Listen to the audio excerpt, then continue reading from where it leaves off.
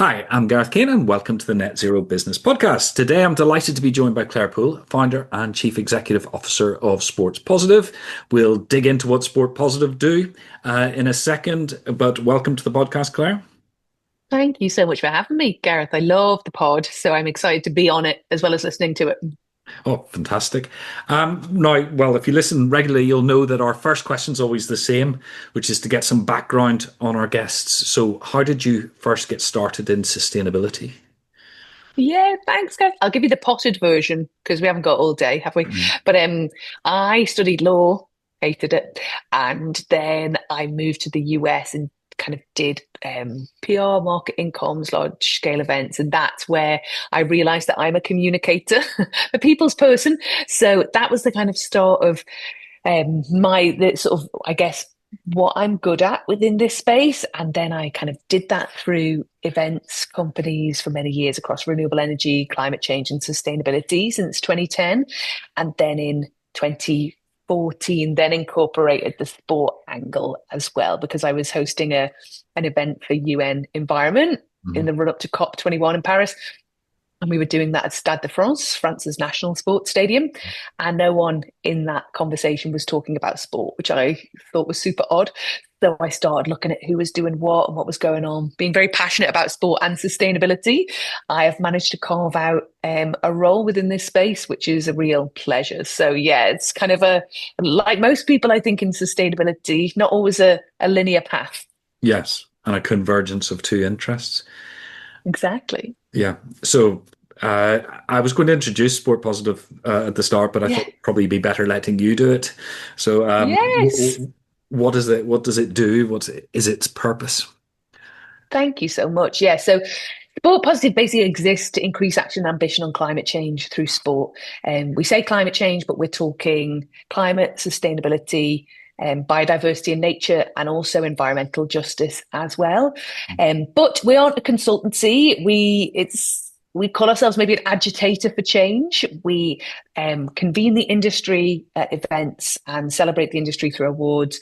We try and educate and engage and connect the industry with reports and podcasts and news and social media to really amplify the great stuff that's happening, but also show what the potential for sport is, what the roadblocks are, and how sport can really be, an incredible player when it comes to increasing awareness around the climate crisis. Sport has both an impact on the environment, but comparatively very small to other sectors. But it has what a lot of sectors don't have, which is this reach, this platform. It sits in people's hearts and minds, in their family history, through tribalism, through recreational games or sports or fandom or spectating or gaming. And it really infiltrates every part of our lives. Even if you're not a sports person, even if you absolutely hate sport, someone you love probably loves sports, or your kids play sport, or you get into the Olympics once every 4 years, or the Paralympics, or the Winters, or whatever. Like at some point, pretty much all the time, sport comes up. So we just see it as one of the best ways to drive change in this area. But also we aren't anti-sport. We're very pro-sport. We don't want sport to disappear. We don't want sports organizations to stop because of the impact they have. What we want is to show sports organizations that climate action isn't altruism. It's critical for the long-term success, both of sport business, but also of our performance. And then also at grassroots and recreational level, it's critical to our health and well-being, to our physical and mental health. And as the climate crisis deepens, we are at risk of losing these really precious things to us and who make us who we are. So essentially, we try and prepare sport for the future, and we try and use the value and the connection of sport to connect with people who love sport on these key issues. Yeah, and you mentioned grassroots, but you cover grassroots right up to elite sport. Yeah, exactly. I think the majority of our work, honestly, is in professional sport. Mhm. Not because we feel professional sport is better than grassroots sport. It's just easier to get your arms around. Grassroots sport is fantastically mostly organized by incredible people in the community and volunteers who are already really busy giving their times to training young people and making stuff happen and organizing park run and doing these incredible things. So whilst we see huge value and potential in community and grassroots sport, doing this, we see more of an impetus, onus, duty of care on professional sport to lead on this. And obviously it's more organised and it's kind of easier to try and drive change in that area. But we're doing more and more on grassroots and community sport because we see it as such a huge lever. And is it across all elements of sport? A sort of seminal moment for me was bizarrely, given they had my genes, or hopefully my genes. Two of my teenagers went through quite a few years of playing organised sport, one football, one rugby, at a weekend, and there was this thing of queuing in a big long line of traffic of slightly oversized vehicles. And I'm not criticizing the others. I was part of this queue, which is where I realized I needed to do something slightly different. All with one parent and one small child in the car. And it just struck me that there are a huge number of issues because, the grassroots sports absolutely enormous. It really surprised me, here in the northeast of England where I'm based. I think it's 13 leagues in each age group and one age group per year of school for football, and which you multiply that up, and it's just an extraordinary number of people, but it's an extraordinary number of kids in one seat of the car being taken in. So do you cover that whole sort of footprint, including getting the kids and their parents and or for higher level sport the audience to the ground? Do you cover the whole thing? Yeah, Yeah. absolutely, we do. And actually, you find that at the highest level of elite global sport, down to a tennis court with two courts and one administrator, they pretty much all face the same challenges in terms of their footprint. So, whether you've got 80,000 people headed to Wembley, or as you said, 30 parents taking kids to training, you've got the transport, the travel impact, you've got the energy usage, you've got the land use, you've got food and drink, you've got apparel, you've got actually, pretty much all the levels are exactly the same, just at Yeah. elite professional sport at a huge scale. You're just amplifying that, a millionfold comparatively. But absolutely, the different areas of sport, you've got like your operational impact, then you've got obviously the communications and storytelling, you've got your governance, you've got your equipment, your climate risk and resilience kind of stuff. There's so many different layers, but absolutely, the main our main focus with everything is meeting people where they are and making it accessible. So it's not about being a climate scientist and being an expert. It's thinking often the stuff that saves you time and saves you money and is better for your community or your purse tends to be better for the environment. So like, connecting on a WhatsApp group with other parents in your neighborhood to carpool, that gives people time back. It saves people now very expensive petrol money. It Yeah. brings the kids together, and it means it's more community based. So we often find just some of those simple tweaks can be fantastic for the environment and actually have manifold benefits in other ways as well. Yeah, and you mentioned in passing that sport has a relatively small impact or footprint. Mm. Do you have a quantification of that in any way? Even a ballpark. Excuse the pun. It wasn't intentional. A You're going to ballpark be level. where there's going to be a million of them. The Yes. more you work in the longer you work in the sector, the more you realise that every single situation has a sport pun that we use in daily life that you don't even realise.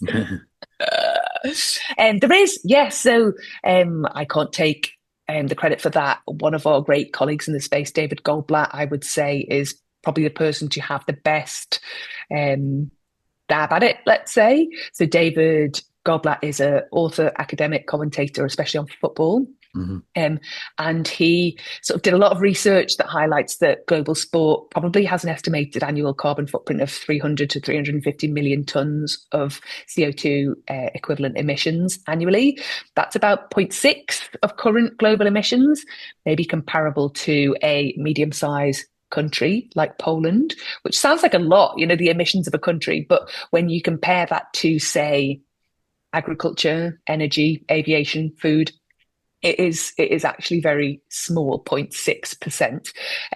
It's difficult to say that David Goldblatt, I'm sure his own admission would say it's difficult to say that's very solid because, as I mentioned, what do you qualify as sport and recreation? You can look at your professional sports leagues, teams, governing bodies, games happening, but your sons, when you were taking them to training, are we including that as well?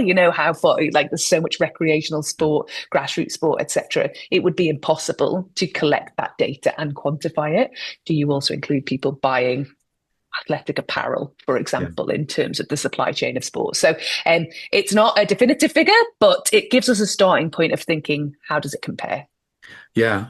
And I suppose the other question, you might have this at your fingertips, but we've got elite sports, say Formula One, where they're flying cars around the world several times a year, and on top of the spectators and all the rest of it. Obviously, that's going to be bigger than a local Sunday league football match, but is it significantly bigger, or does the total sum of all those Sunday league football matches, just the sheer number of them, overwhelm the elite sport? I'm not sure in terms of that, the breakdown again, not least because there's no central universal sport body Yeah. that could collect and quantify that data. And it would also mean hundreds of thousands of grassroots sports feeding in that data across a year. So it's very difficult to quantify. But I do think there's maybe a helpful way to think about it isn't just the impact of it, but the potential of it. And we've seen through different initiatives that actually professional sport has a huge reach, big names, household names attached to it, and that can really get the message far and wide. But community grassroots sport have a closer, stronger relationship with people. So a community rugby coach or an athletics coach or an administrator at a community centre, the value of both is very different but very symbiotic. You can get the Mm. message very, very far and wide through professional sport, but that may not lead to immediate action change in a way that leaders in community sport talking to people about it does, because it's so entrenched in seeing those people in person, human being, week to week or twice a week or whatever. And if they talk about this work, it can lead to pretty immediate action. So for us, it's not necessarily about comparing. It's more like, how can we use the value of both to drive change in different ways? Yeah. And how does the sector respond? What are there any particular sports tend to be more proactive on this than others? There's, in terms of the way they've responded, there's something that I was involved with setting up amongst a number of other brilliant people called UN Sports for Climate Action Framework, which is the first UN-backed framework to sort of try and harness the power of sport and bring sports organisations around centralised goals. So that was set up in 2018. It's got hundreds of signatories all around the world now, and that's about asking for a commitment to reduce impact 50% by 2030 and net zero by 2040.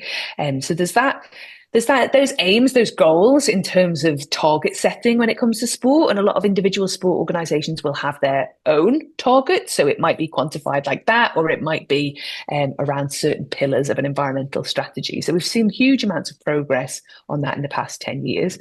In terms of the target setting or the focused areas, we see different sports taking action in different ways. So governing bodies, for example, Sport England have connected funding. So they fund a lot of organised sports organisations in the UK. Last year, they came out and said that to continue to get that funding going forward, those systems partners have to have a climate action plan, which they will support, obviously, the organisations bringing together and give them the tools they need to be able to do that. But those climate action plans need to be in place. So we're seeing that sort of governance. World Athletics have set up something called what's it called? Standards for a Better World. And that again is like the governing body saying, if you want to host a Diamond League event, if you want to host a huge athletic meet, you have to meet this minimum requirement of sustainability metrics. Bundesliga have done that. German football, they've put environmental sustainability into their licensing. So to be a licensed Bundesliga club, you have to do this work. And Premier League as well have put a minimum environmental standards in place. So we're seeing this kind of action, which is great from a top level, saying if you are active in our sport, this is the minimum of what you need to do. Or if you want to continue joining us, this is the minimum requirement. In terms of who's what sports are doing and like are some better than others. It's like that's like picking your favorite child because there is so much happening, but in very different ways. So football, there's heaps going on. So UEFA at a European level are doing quite a lot, as are again some of the bigger brand names that you'd expect: Bundesliga, Premier League, Ligue 1, and the J League in Japan. Like there's lots of great activity happening there. But football's a huge sport, so you would expect that it's quite a well-financed big Yeah. sport. But again, tennis, the Grand Slam, all the Grand Slam tennis have got commitments around this space. Rugby, we're starting to see come through more at a club level. World Rugby have got a 2030 plan as well at a governing body level, and to host a Rugby World Cup, there's minimum requirements in place. Cricket, we're starting to see more. Like the England and Wales Cricket Board have got some good activity. We're not seeing as much as the international level in cricket. Like the ICC haven't got a substantive industry wide or organization wide strategy, unfortunately, yet, but fingers crossed. Athletics, I've mentioned, are doing quite a lot. And actually, on the mass participation side, we just did a bunch of coverage about all the marathons that have taken place so far this year. And Yeah. all of them, in some way, are engaging around this and doing work. Motorsport, you mentioned, so F1, Formula E, NASCAR, etc. You would think a Yeah. very heavy carbon sport. Actually, the cars racing around the track is a very small percentage. You mentioned the freight and Yeah. logistics. But again, changes we're seeing in that area. The calendar's being reorganized so that so the races taking place, a few weekends after the other are more geographically well located, Yeah. more land travel, trying to do more travel by sea, etc. Water sports, we've got great examples actually in water sports of collective action on climate. So Yeah. here in the UK, something called the Clean Water Sports Alliance, where a bunch of governing bodies in the UK that operate in sport in some way, angling, swimming, triathlon, etc. They've come together to lobby for cleaner waters and try and promote clean waters in the UK. So, I mean, and again, that's just some of the sports. We also see individual teams and sports set up with climate in Yeah. mind. So, like a Sail GP, for example, they've got an impact league. So they're racing on the water, but they also have to achieve environmental and social goals to win an impact league and get prize money for their positive impact out off the water. The E1 Series electric boats, Extreme E, we've seen Formula E. We've got football clubs like Forest Green Rovers or Vermont Green FC that, Yeah. sports, but all around environmental, and athletes as well. We're seeing a huge amount of activity from athletes and them using their platforms to sort of drive change. So I wouldn't say there's one sport streaking ahead, but I think it's great to see movement more generally. But it you would have pros and cons for both because football is an incumbent, quite well financed sport, so you would Yeah. expect them to do a lot. And then there's sports that have, Formula E, for example, or Sail GP, they are new sports that you would expect them to be leading because they've been created with sustainability in mind. So a really, really wide Yeah. gamut of activity happening. Sorry, my acronym buzzer went off there in my head. CLGP was.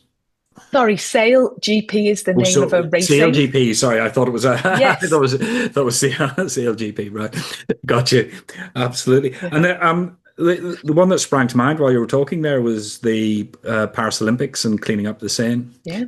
Yeah. which I thought was it showed the challenges, I suppose, of trying to do it because it didn't go in 100% to plan, did it? But I suppose, that created a certain amount of interest and sort of showing, sport as a mechanism for good by using, a notoriously polluted river for triathlon, etc. Yeah, absolutely. Yeah. And there's that thing as well with, I suppose, icons. I remember a lot of eyebrows being raised when Gary Neville, former Manchester United player, built himself an eco home, an underground eco home. And I know I'm based in Newcastle upon Tyne. I've forgotten his name's just jumped out of my head. Winger stroke striker. He's spent a lot of his millions on a massive eco house with heat pumps and an EV. So I suppose there are some of these. I'm still trying to remember who I'm talking about. A huge number of these, sorry, a small number of these players are standing up and saying, you know, this is what I want to do and I want to do it properly, rather than sort of going for the G Wagon or the other cliched footballers' cars, etc. Yeah. But do you find that that helps having people, you know, who are sort of pushing ahead, sort of quite famous, iconic people?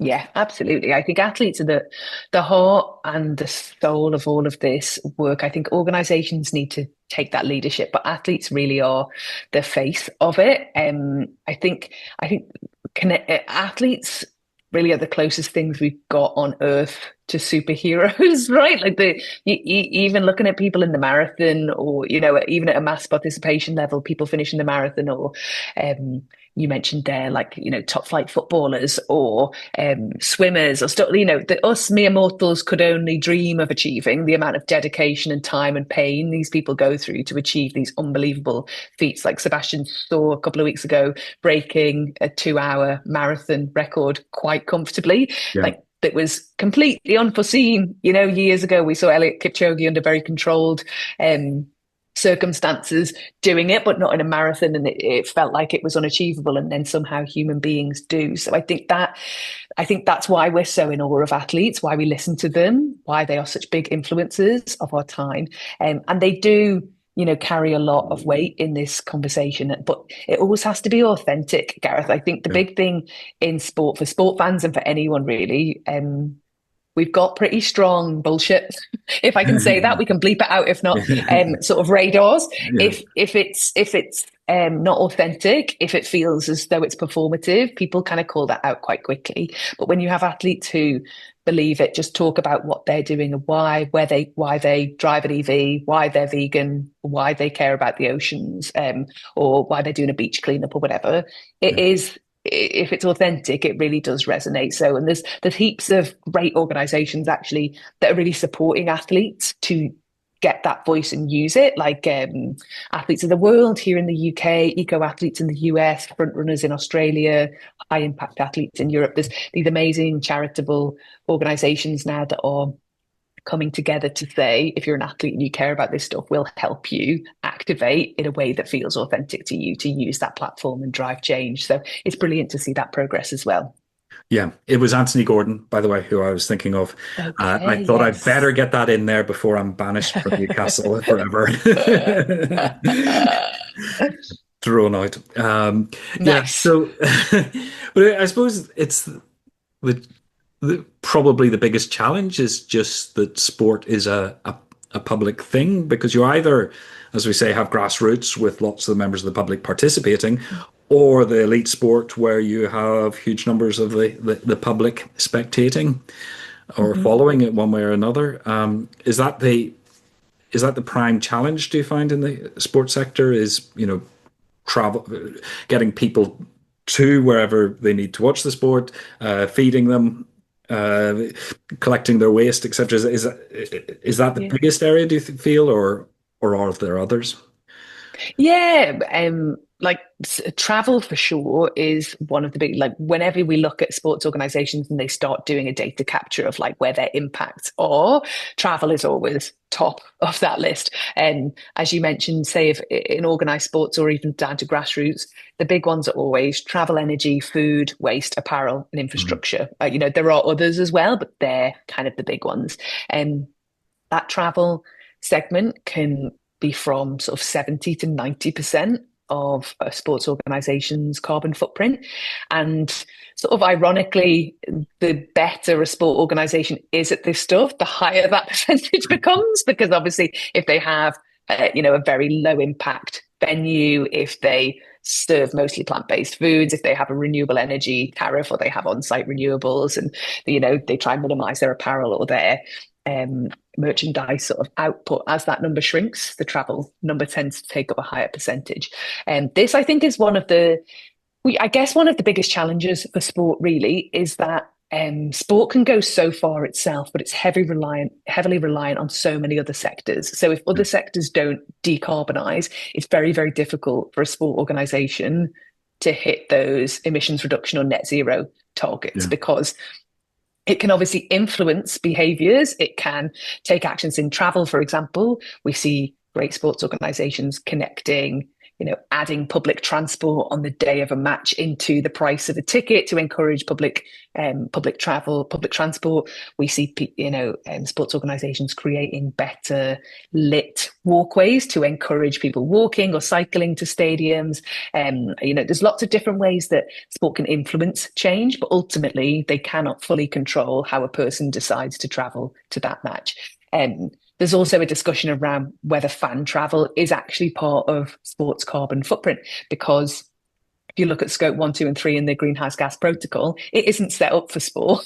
Yeah. So when you look at fans' behaviour and what that's happening, some would argue that that's actually not in sports scope 3.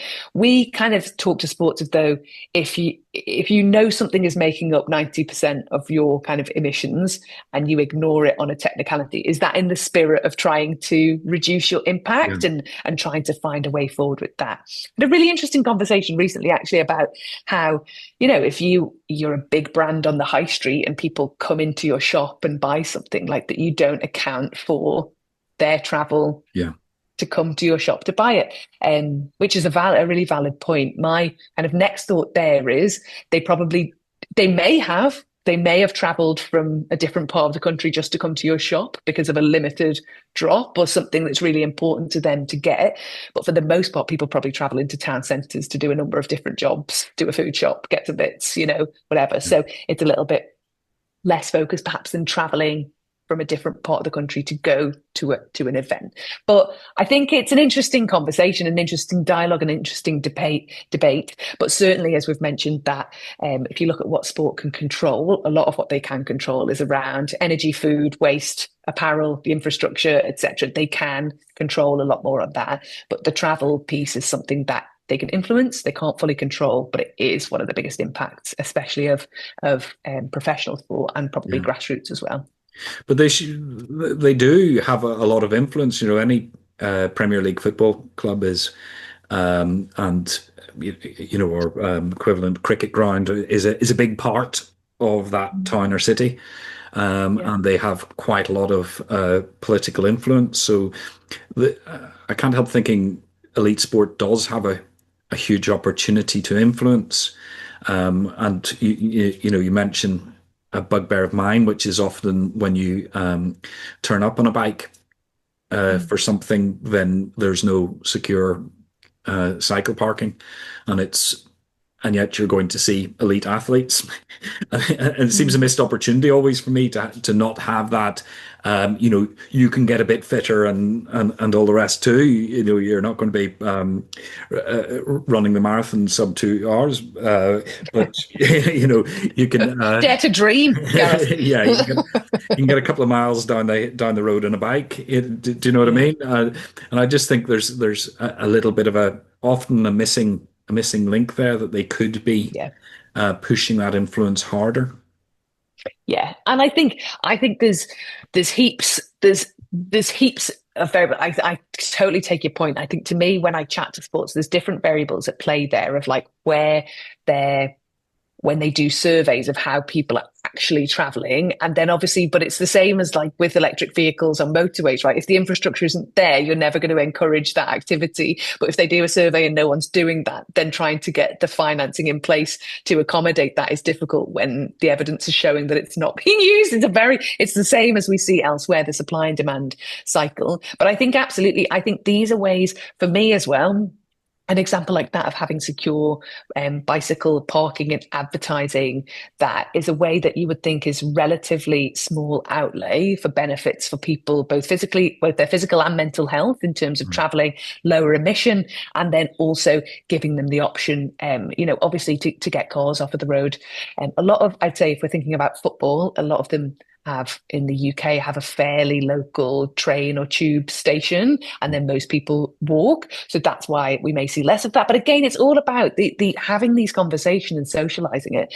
And when these things pop up, my thing is always like, when that happens to you, email them. I know a lot of sport organizations, and someone does read those emails and it goes into a pot of what we should be thinking about and what we should be looking at. And often people say, oh, it's just me, like what difference can I make? But if everyone thinks like that, nothing happens. If it takes you 1 minute to send a quick email of, I'd love to cycle to matches going forward, but there's no infrastructure in place, someone will get that message. And maybe something doesn't happen immediately, but enough people do that, and then all of a sudden it's something that fans are demanding, and that infrastructure will find its way. So I guess to try and make that an actionable point, don't just be annoyed about it. If someone's listening and hearing you, Gareth, of being like, oh, I know about that too, I feel that, message them and do something about it, shoot off a quick email, and fingers crossed enough people do that. Yeah. And we've largely been talking, of course, about change. And Sport Positive was one of a number of organizations who sponsored a recent report called What's Stopping Us? Applying Psychology to Accelerate Climate Action in Sport. So could you tell us about that project, what triggered it, and what the conclusions were?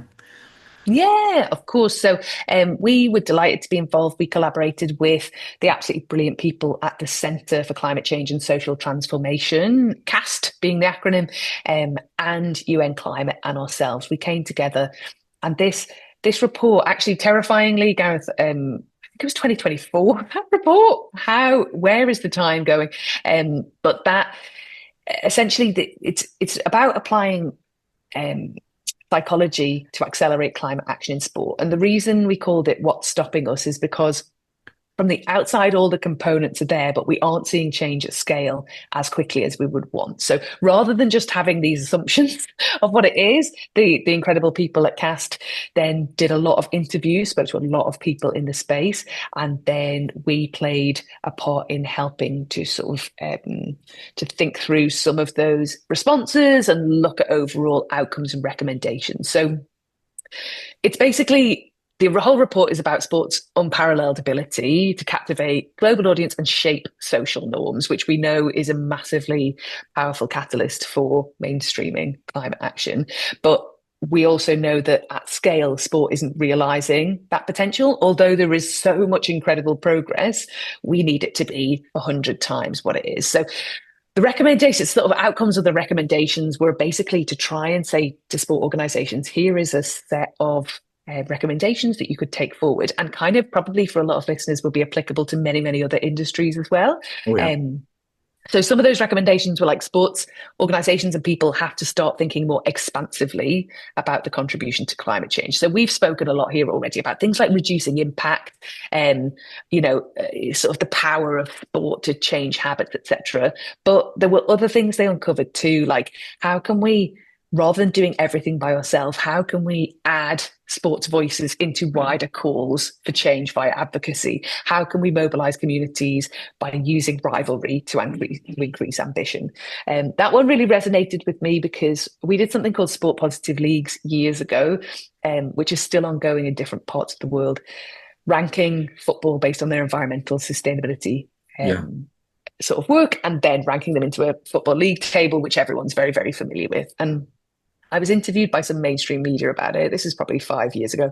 And they said, we don't know if we agree with this, because isn't the climate crisis too important to be you sort of creating rivalry and competition about, which isn't a bad question. But my answer to it was, I don't think you can ever take competition out of sport. And even if someone thinks it's in bad taste or we should all be coming together, my response to that was they are coming together. Actually, off the pitch, there's a huge amount of collaboration in this area. But I can tell you now that no sports organisation and no football organisation wants to be bottom of any league. And actually, this is galvanising action. Within the first season of us doing it, it galvanised action. So I was like, whether you agree or disagree, this has already driven change in this sector. So I'll take the W on that. I'll take the win, and we'll kind of move on. So this outcome. Oh yeah, please. Oh, sorry, that sort of criticism really annoys me, really frustrates me, because my approach to, because I've got a little saying which chimes with the report that sustainability is about change and change is about psychology. We love competition, or we wouldn't be sports fans, sports wouldn't exist. So why Yeah. not use it? Why this sort of pure sit around the campfire, come by ass stuff when, Yeah. okay, we can all shake hands and say, yes, we'll all work together, we'll all collaborate, and then nothing happens. Whereas you Yeah. say, you're in a quite a cutthroat sector in many ways when we get to elite sport, but even at the grassroots level, the kids want to win, uh, Yeah. or Yeah. so the Sunday league. They want to go up the league, and if there's a league there and that helps people, I think that's fantastic. I don't see a problem with it at Yeah. all. So um, that's just my little rant. We're But on the same particularly for team, sport, Gareth. yeah. But I've Yeah, seen a we're way. on the same team. But it works for supermarkets. It works for. I remember Greenpeace released a league table of electronics companies way Yeah. back, and Steve Jobs completely turned Apple's approach to sustainability on its head. He was dismissive at first, and then he suddenly realized no, it was about the time that the iconic iPod adverts with the white stuff was going on. He suddenly realized, no, this is we can't be bottom of the league if we're selling ourselves as cool. So it really changed even the notoriously obstinate Steve Jobs. So sorry, I'm ranting here because that as I say, I always my approach to sustainability is always very pragmatic, and I think you should tap into what motivates people in a sector. So Yes, yeah, absolutely. Well, couldn't agree more. But I also think I also am like I don't mind people saying like I don't agree with this or whatever yeah, because it allows space for debate and discussion and then we can learn and move forward. And also just to I'll go back to more on the report soon, but the psychology element and I also think it's random but a good reminder that a lot of sports that we play today are so directly involved in our like lizard brain, if you like, because a lot of sport sort of came out of survival and warfare, basically, which go back into our like eons and eons of history. yeah, So like the kind of survival skills turn sport like archery, like running, jumping, throwing, swimming, rowing, skiing, etc. A lot of that, a lot of those cores came out of the survival and the warfare side, equestrian, jousting, wrestling, yeah, boxing, like these, like that's why sport is so innate to us. That's why there's so many sport puns. That's why it's so embedded in our day-to-day life. So just again, in terms of that psychology and the competition, the reason you can't take it out of it is because we're human. We're human beings and it's in our absolutely, DNA, yeah, basically. But just to go back to the report, yeah, there were so many great findings in there, and I'd recommend people take a look, even if they're not in sport. But a few there was 7 or 8 sort of findings. But another one I thought I'd just mention is one of the recommendations was the power of sport to overcome pluralistic ignorance as well by highlighting examples of action across different sports and different people. So this idea that where individuals privately reject a norm but incorrectly assume most others accept it or they're leading them to conform publicly, etc. Sport again can provide great power in overcoming that and by highlighting examples of action across different sports and people as mm, well. So that was a great recommendation, even if a sport feels like, oh, we could be doing more, like we're not doing enough operationally, even by just sharing what you are doing can yeah, help drive it forward. And then some of these things that we hear a lot, overcoming hypocrisy, we hear a lot of like, oh, well, if an athlete, is drives an EV or is vegan or talks about climate change, they're a hypocrite because they've got a high carbon lifestyle. Like I get it, but there's a lot of people with much higher carbon footprints. Sports are very visible. Athletes are very visible. Oftentimes they have to travel for their job, much like a lot of senior people at business organizations. We just don't see it and know about it. And we also sort of feel like we're owed sports people and athletes that we see their lives and we're involved with it, this sort of parasocial relationships, etc. So again, for us, more broadly, and one of the outcomes and recommendations is the report is overcome that by telling personal stories, demonstrate efforts, make your actions more relatable, which I think we can all relate to as well. And then more straightforward stuff in terms of recommendations from the report that you'll resonate with you, I'm sure, a lot, like embedding climate into the actions of senior staff, yeah.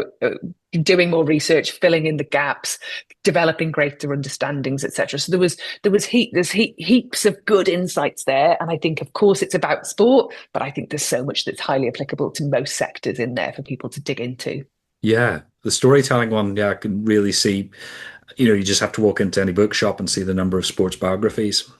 But, people want to know the personal story behind whatever their um, key sport is. And, the bookcase behind me is all sustainability books on this side, but it's double sided. On the other side, there's an awful lot of cycling biographies.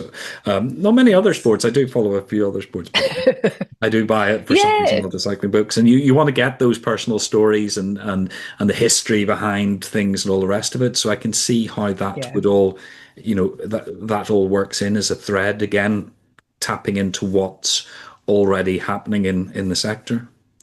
Yeah, and I think the one of the things we always come back to, or we try to, which I hope people will resonate, is what we have with sport is this great analogy and allegory of what we're facing with the climate crisis of we're so used to the last minute comeback or something happening, that really upends a game, like one team's winning for 79 minutes and then in the 80th minute in a rugby match like they turn it around, that sort of the comeback. And we talk a lot about like how sport can help drive the climate comeback, because sometimes there's so much content and information out there that feels very overwhelming for people inside businesses as well, and organizations, that feels like, God, we're just grinding this stuff out and it's really difficult, and everything's happening. But through sport, hopefully we can use the power of athletes in this last minute climate comeback to show that it is possible, even if the odds are stacked against you, to be able to make these changes and get the win. So a lot of climate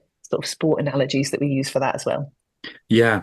And I suppose skiing is always the one that does hit the headlines when there's no snow at ski Yeah. resorts. So that, does have an impact. And, there's always the cliche of the skiers who notice that glacier that they've skied past every year for 20 Yeah. years is a lot smaller than it used to be, and that kind of thing. So, Yeah. yeah, I can see it. Exactly. When we spoke earlier as well, I mean, we kind of talk about the footprint of the sports sector, and often, again, like even your podcast in the sector, and we're all a bit guilty of it. We talk about carbon a lot. We talk about carbon footprints and net zero and scopes 1, 2, and 3.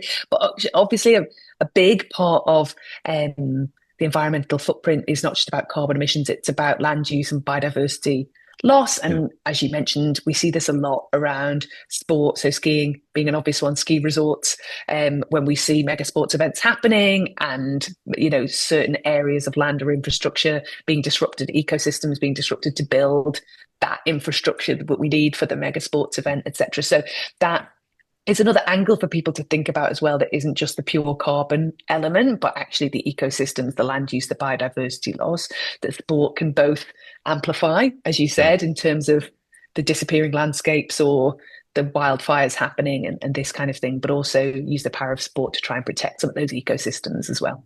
Yeah, fantastic. And what's on the horizon for yourselves at the minute? Do you have anything particular coming up that you're excited about?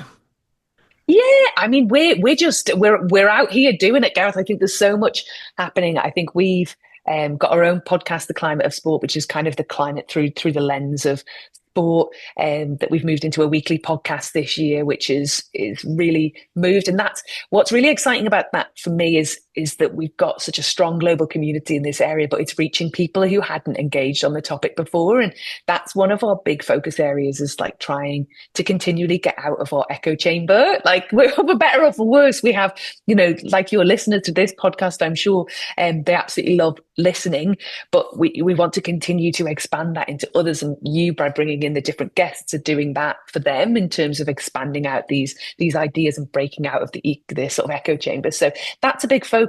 And then we're also heavily involved with the National Emergency Briefing, which happened in Westminster last November. And now screenings are happening all over the UK, the People's Emergency Briefing.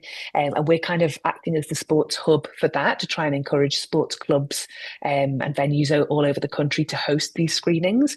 Again, it's kind of a pro bono charitable endeavour, but really, again, the same idea, a lot of people who go to these screenings are self-selecting because they already Yeah. know about and care about the climate crisis, and they go to these screenings, and it's continuing to grow. But we need to try and connect with people who aren't already inside the tent, and we see sport as an amazing way to do that, because the love of the sport or the engagement with the team may attract people to get involved because of who's hosting it, not just what the topic is. So these are kind of, again, more broadly sport positive. We do, we have events, we have awards, we have the podcast, newsletters, and loads of social and mainstream media. But these are the areas for us this year. It's about, how can we break out of that echo chamber and really supersize the power of sport to really move things forward quickly, because we're just not running out of time in a hopeless way, but certainly we really need to double down and drive this forward. Now, in the current political landscape, we feel more of a responsibility to do more than ever, like yourself in the good work. We do what we can. And we Yeah. talk about it running out of time. We are coming to the end of our of this time we set aside for this discussion. But Yeah. so, sort of to sum up, I sometimes ask people, if you decide to move on to somebody else, to do something else exciting, and somebody was coming in to take your job, what would your three most important, or one, two, or three most important piece of advice you would give them? Oh, I love that question. The three better. Okay, so I would say, to be a change maker, I don't think you have to have all the answers. I don't think you need to be an expert or a leading person on the topic that you're trying to drive change in. I think if you know what you're good at and know what your value is, I think you learn more as you get older. And I wish someone had told me when I was much younger to sort of sit down and be like, what sets you apart? What do you find easy that other people find difficult? What's your USP if you're a product? And once you know that, I think then you know the value that you can bring to being a change maker. Mhm. And then you can lean into that. So it's not about knowing everything. It's about knowing what your value is, removing those barriers, and then connecting with people who fill the gaps so that you can drive that change. So I would say that's probably a big one. Another thing I would say is, for people who maybe are listening to this that are trying to carve out some work, or they're trying to do something and they feel like they're not getting very far. I've realized over the years that when you're doing something, and even if you're not getting that immediate feedback, people are listening and they are watching what you're doing, even if you're feeling like you're not getting anything back. So, like, keep the faith. If you think that's the right thing to do, keep going, because it does come around. The leagues is a really good example of that for me. I was doing this work for years here in the UK, and was contacted by colleagues in Japan at the J League football, and they said, we've been looking at what you've been doing for years. We want to roll it out over here. Can you help us? I didn't know anyone there. I didn't know they were looking at what we were doing, and that's turned into basically an entire movement of climate action in football in Japan that I didn't drive. They saw what I was doing and they contacted me years after, and they've been looking at what we've been doing for years before that happened. So people are listening and watching. Keep doing what you're doing. And then my last one, I guess the last thing is, if you're really passionate about something, people see that and that's what they connect with. Again, as you get a bit older, a bit longer in the tooth, you realize that people really engage and connect with people, with human beings and ideas. So if you really care about something, don't be afraid to show that passion, even if you're not an expert, even if you don't have all the answers. Let people see your passion and they'll connect with that, and that'll help drive you forward. So I just think, don't never feel imposter syndrome. So many times people say, oh, I'll say no to that because I'm not sure. Yeah. Everyone has the right to be in every conversation they want to be. So forget all about that and just take things and get moving on it, I would say. Fantastic. That was inspiring stuff, which just leaves me to thank you for joining me today. I thought that was fascinating. And I think people will be able to pull a lot of generic lessons from your particular sector and apply them to others, which is, as you say, part of the reason why we do this. So thank you, Claire, for joining us today. Thank you so much.